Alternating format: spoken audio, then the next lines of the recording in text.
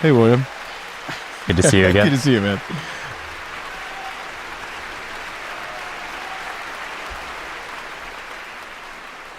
Okay, so it's Monday afternoon, late afternoon. We've got the results coming out tonight. You just played your final round last night, so you're done. Are you more relieved or are you more nervous for the results tonight? Yeah, in terms of nerves, I can't say that I'm actually that nervous for the final results. Um, it's just interesting you said it was Monday afternoon, and it took me a second to remember, oh yeah, I think it's Monday, because for the last couple of weeks, I've never thought about the day. I always thought in terms of maybe uh, 3 days before second stage or something like that.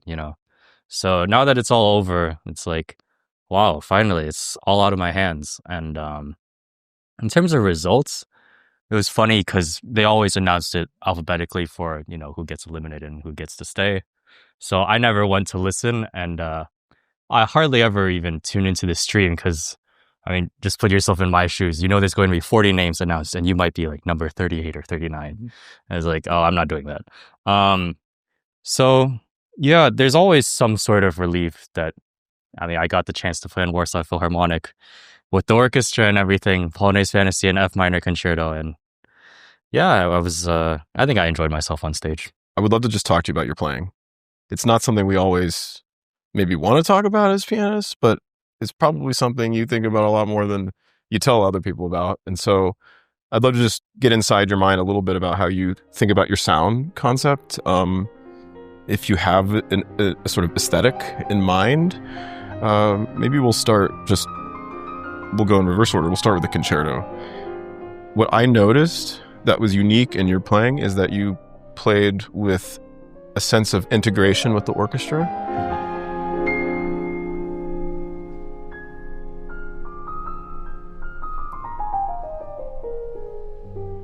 You didn't try to do this romantic piano concerto thing where you separate yourself, but you were really listening, and I noticed the conductor was really listening to you.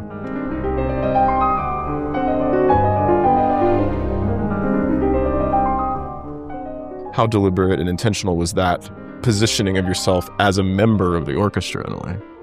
Of course, we all know that the orchestra didn't have much time. We didn't have much time together. So maybe things would be different. But I think because Chopin, just in regards to his general sound and just my concept of that, there's some people that I feel like maybe some casual listeners, they think of him as just a soft nocturne writer. And I really rebel against that idea.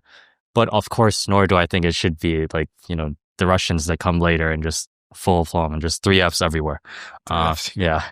But in terms of the concerto, yeah. Okay, so maybe the orchestra it's infamously very simple, right? The orchestration.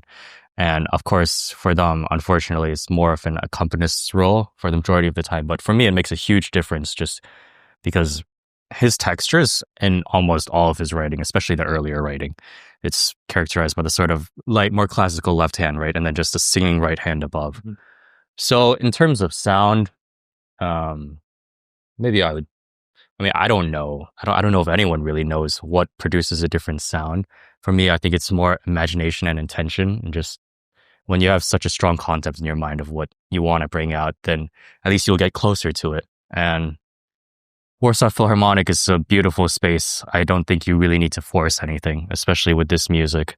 Well, what was striking to me was there was a delicacy and intimacy to your sound, and yet it was crystal clear. I sort of, the way I sort of describe it to myself is, it's funny you said it, you try not to be too nocturnal, you rebel against that.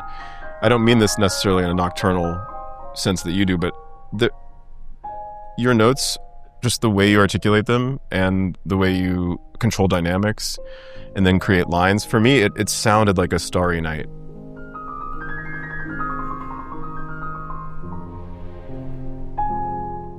I mean, there's a kind of sense of luminosity. Some stars are more distant, some are more present.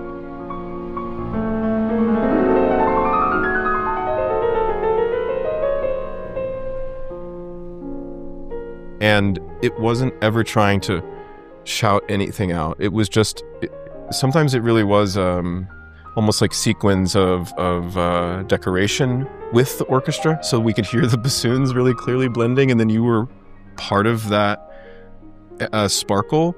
But it wasn't like, I'm always singing, I'm always the one. And well, I just have to say nobody else did that. And so that made it really special to me as a listener in the hall.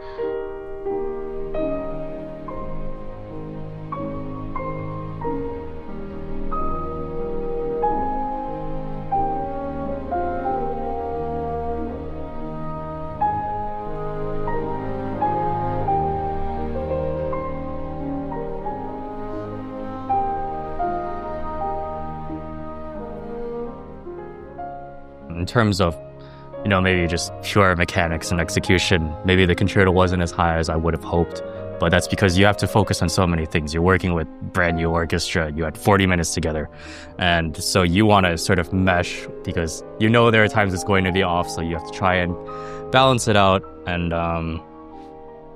in terms of the sort of style of sound, I feel that Chopin's writing, one of the biggest challenges is that he himself is sort of understated personality maybe, but there's always, it's like, on the one hand there's nobility and there's strength, and then on the other hand there's it's so vulnerable, and I think that's what attracts all of us to his music, really. Polonaise-Fantasy, what's your vision for that piece? What was your vision, and how did you feel about the way it was projected last night? Of course, it's like one of the questions, is it more of a Polonaise, is it more of a fantasy? For me, it's more on the fantasy side.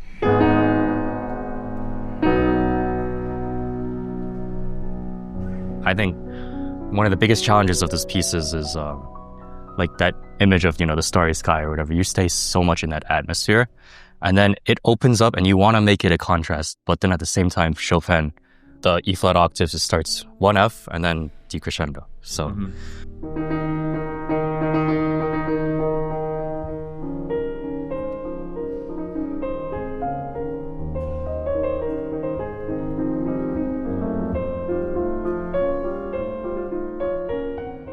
For me, of course, maybe the main theme, you can always project more in a hall, right? But still, it's still on the more understated side for me.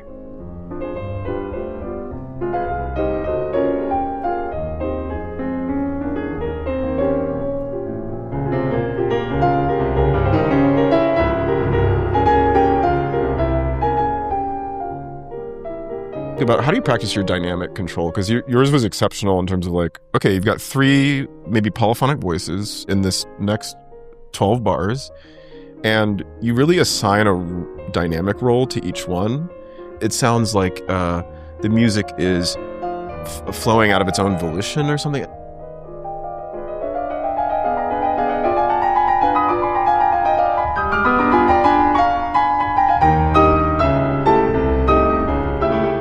Yeah, when I was younger, of course, I was attracted to all the melodies and everything in the right hand. And then sort of as I'm starting to grow, I sort of realized that the left hand provides so much support, and it doesn't mean that it necessarily has to stick out or be loud in terms of decibels. But when you fully realize the left hand, then I feel like then everything comes together. And even though the texture itself might be thin in terms of the number of notes, in terms of the impact, it's so complete. You've just spent a year, I guess, intensely preparing for this, almost unbroken. Is that right? Or did you have moments of relief? Yeah, 95% of just this repertoire. And it's been about a year, because it was probably in the fall when you were really starting to get ready for Miami. Did you have Warsaw in mind the whole time, or were you really just focused on like, let's nail Miami, let's get this wrap in my fingers? Or did you kind of always have the final round of the Warsaw competition in your head, whether it was the foreground or the back of your mind? Of course, everyone in the back of our mind, it's always there. If you had told me at the time that I would be here, I wouldn't have been shocked, maybe slightly surprised, but no, I wouldn't have been shocked at all. But again, just as a professional, you have to take every stage one at a time, right? And just every performing opportunity, you try to give it your all. And of course, Miami nerves are bigger than the average stage, and Warsaw nerves, almost everyone I know that's been here say, William, there's nothing like Warsaw nerves, and after being here, I have to agree. You agree, and you said your semifinal round, you were especially like on edge a bit. Is that right? What was different about? Besides the obvious, but how did that feel walking on? It's like, oh, I'm about to play for about an hour now. This is it. This is my big solo round. Yeah, it's not necessarily the length. It's just Starting off with the E major scherzo, so nothing from my repertoire changed from Miami, and that was one of the few considerations. Was maybe I'll omit the scherzo entirely and replace it with something, but then I just decided to keep it. That was bold to start with that piece. Yeah, exactly. Because then after I thought maybe if I start with the mazurkas, I'll be more comfortable, right? Mm-hmm. But then also just going from the E major scherzo then into the first and second movements of the V minor sonata, it's a lot.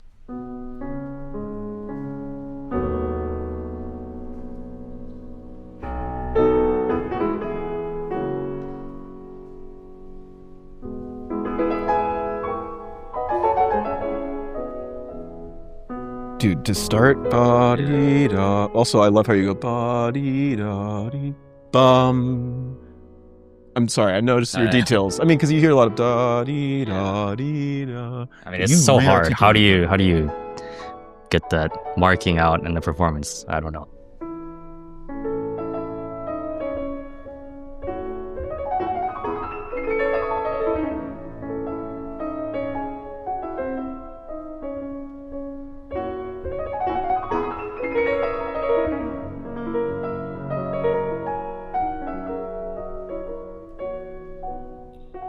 You know, I noticed your sense of time and timing. It reminds me of when I interviewed Leon Fleischer. He says, you know, the definition of good timing is when it's almost too late, but right on, but then it's not. You know, I sense that with you. You feel the space, and you always have a sense of like exactly where the beat is. Do you feel like time is like one of the like? How do you consider time in terms of a factor in your expressiveness?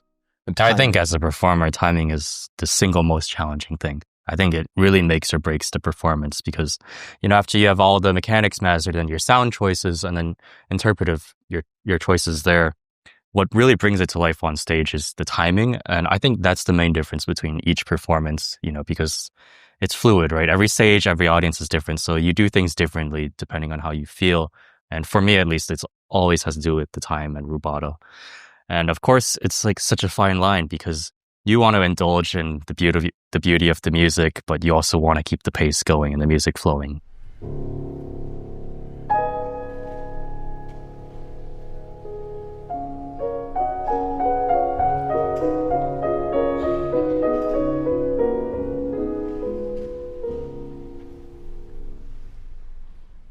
You mentioned the R word, rubato. Not everyone immediately responds to your sense of rubato. And I even admit in myself it was an acquired taste, but I'm glad I've acquired it. And I'm really glad I'm in William Yang's world now.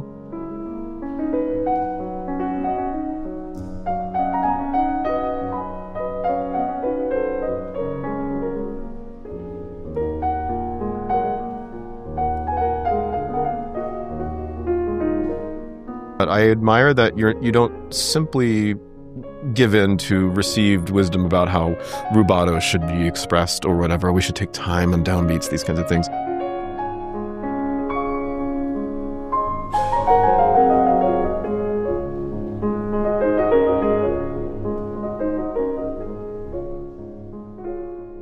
Again, I think just trying to understand the whole architecture and that we have to go somewhere ultimately in the piece because every phrase and you can bring out all the inner voices and it's all so beautiful in his writing, but you still have to pick and choose.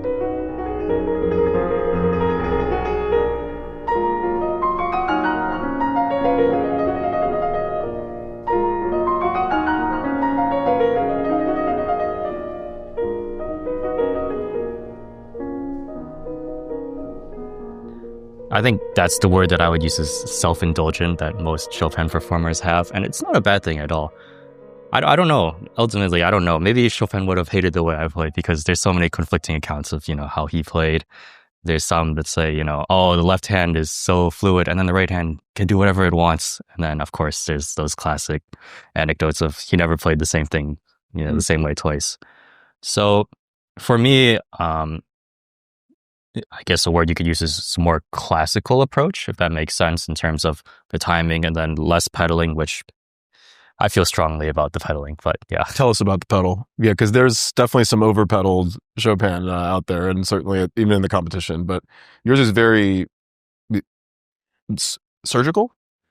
would you say, or how would you describe your pedaling? I guess so. I mean, in terms of pedaling, when I was younger, I also over pedaled a lot. And then maybe when you develop your technical ability, you sort of realize that maybe I can actually sound good without so much pedal. And that sort of provides the clarity that the music would love to speak with. So yeah, there's so many performances of just over pedaled Chopin that it's a bit much. And I prefer the lightly pedaled ones myself. And also self-indulgent Chopin, that sense of expressing oneself is not the only way we can approach works of art. Do you feel like it's, when you're playing, it's William Yang expressing himself? Or is it some other thing? Like, where is the you in your performances? What makes it William's playing? What gives you your identity? Or if that question makes any sense. No, of course it does to me. I think in today's world, there's so much of just you want to stand out. And I think because of that, people do so many flamboyant things, whether it's musically or, just with the extra motions and whatever. For me, that's not necessary. I think that the music by itself speaks so well. I think it will continue to speak well as long as there's someone to do it.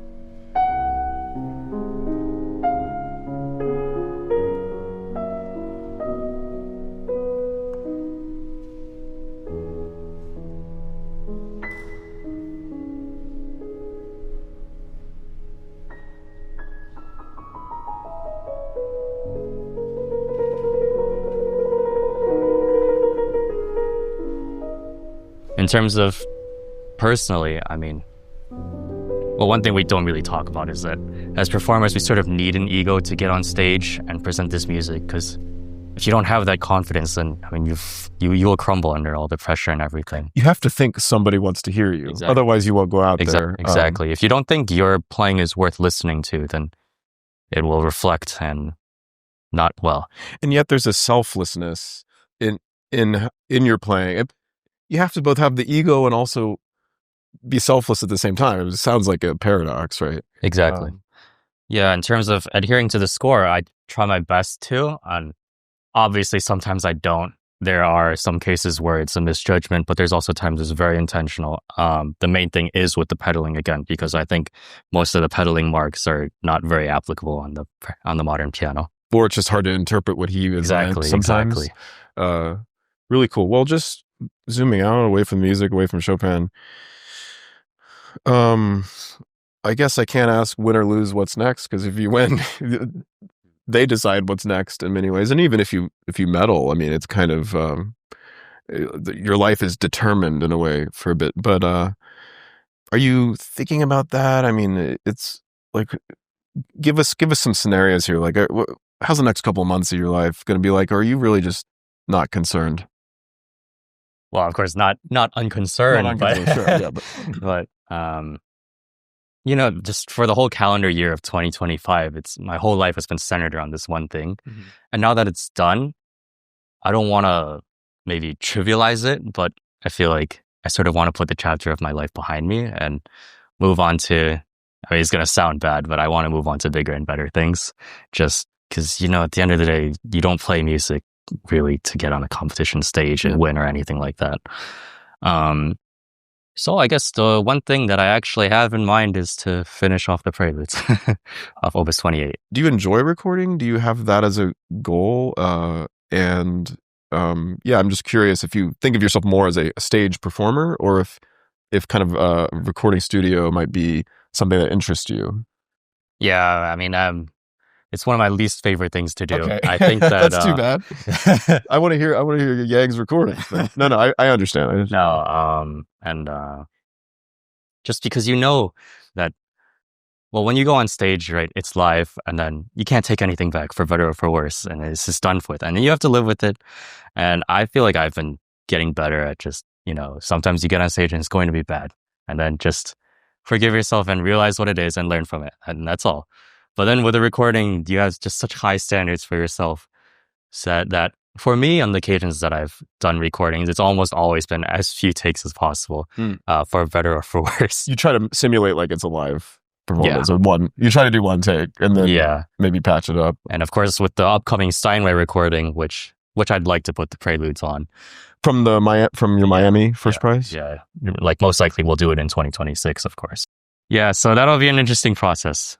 Well, I hope you can embrace it, because I think that it is a difference in sound and actually what you can choose to articulate, because you do have more control, but that can also drive you crazy. Yeah.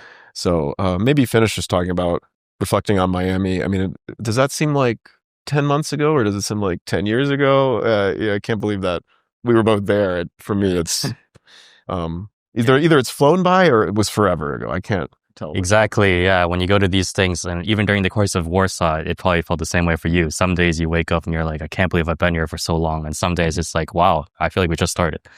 So how has that prize there really helped you this year, and what else have you gotten from it? I mean, it sounds like this recording is coming, so no matter what happens here, you're still living with the sort of victory at the US Chopin Competition. Yeah, what did Miami mean to you? Yeah, of course. Like I said, it shouldn't be the final goal for a musician to win a competition, but with it all being said, it did change my life tremendously. Of course, the money is a big thing, but yeah, you got some cheese. Yeah, and some taxes to pay later. Well, yeah. But it's too bad they couldn't give it to you in cash, and then you can keep it under your mattress, right? Yeah, but in terms of just the exposure and just performing opportunities, because when you get on stage more, it's not that the nerves will go away, but it's that you hope that every time you sort of neutralize, and even sometimes it bolsters your playing. I think that live performance, there have been many times where I go on stage, and because you're in this heavily critical mode, right? Because you want to relate so badly each note to what you just did, and it feels like you hear every deficiency times 100, and maybe the audience doesn't. And then afterwards, you maybe feel not so good about it, but then the audience reaction and feedback is so strong. So yeah, I love to perform, and that's mainly what Miami did for me.